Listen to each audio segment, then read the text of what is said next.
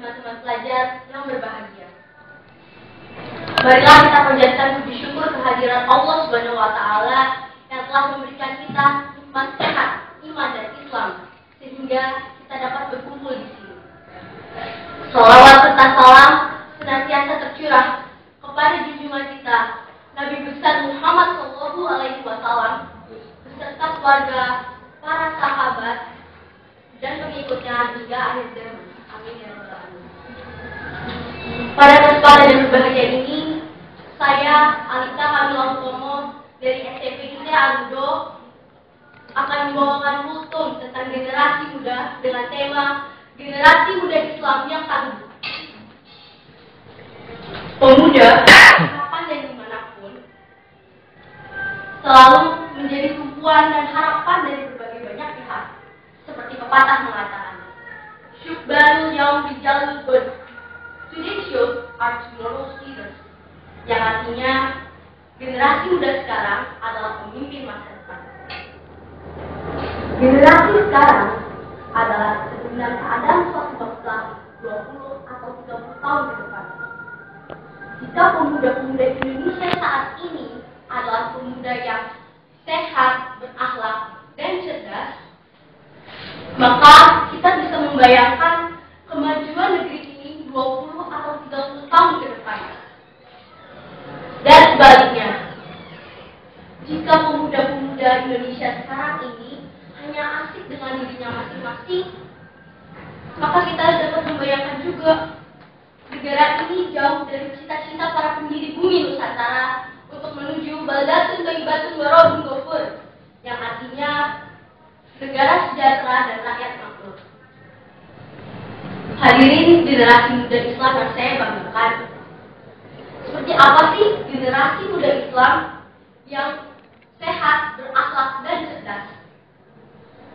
Generasi yang sehat adalah generasi yang terbebas dari pengaruh-pengaruh buruk yang dapat merusak fisik dan mental.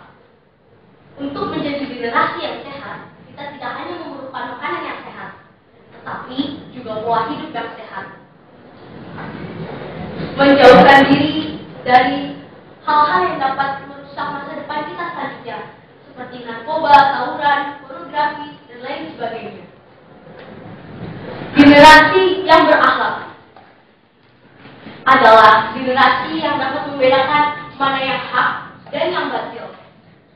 Khalifah keempat, Ali bin Abi Thalib, pernah memberikan tips dan 8 jitu untuk menjadi generasi muslim yang tangguh, solid lahir batin, dan dicintai Allah dan Rasulnya. Beliau berkata, "Hati-hatilah dengan 5 perkara. Maka barang siapa yang dapat menghindari 5 perkara tersebut, sungguh dia berada pada jalur yang benar untuk menjadi muslim yang tangguh, solid lahir dan batin, yang dicintai Allah dan Rasulnya." Mari kita simak baik-baik kelima hal yang harus kita hindari tersebut.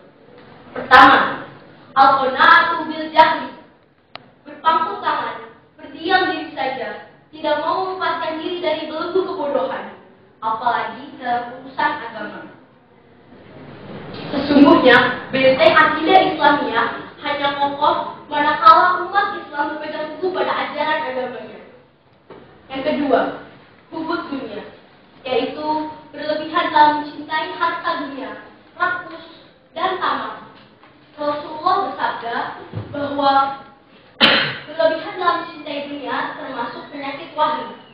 Penyakit wahyi adalah berlebihan dalam mencintai dunia sehingga membuat orang tersebut lalai dari beribadah kepada Allah dan takut untuk mati.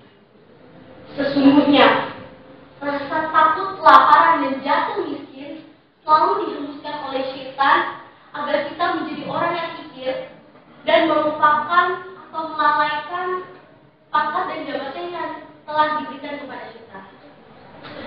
Yang ketiga, kurangnya kesadaran kepada sesama muslim.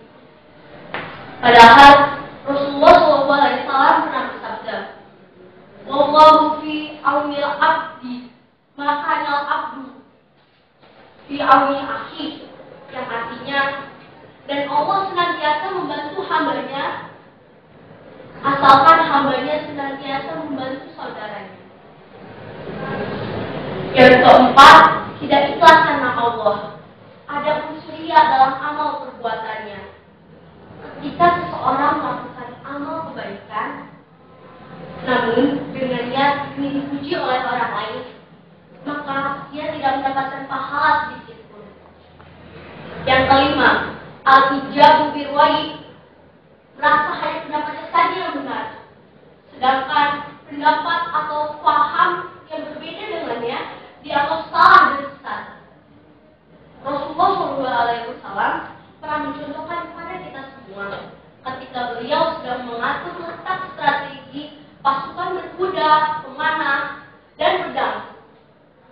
Ketika itu ada seorang sahabat yang bertanya, "Wahai Rasulullah, apakah itu wahyu dari Allah atau pemikiranmu?" Rasul menjawab, "Itu adalah pemikiranku."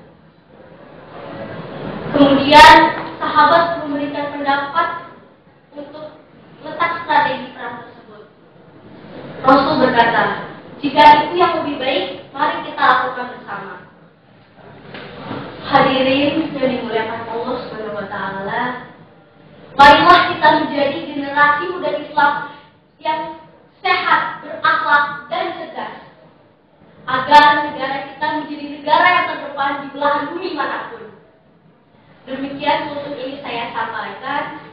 Mudah-mudahan ada hikmah yang dapat kita petik dari kultum saya. Mohon maaf bila ada salah kata.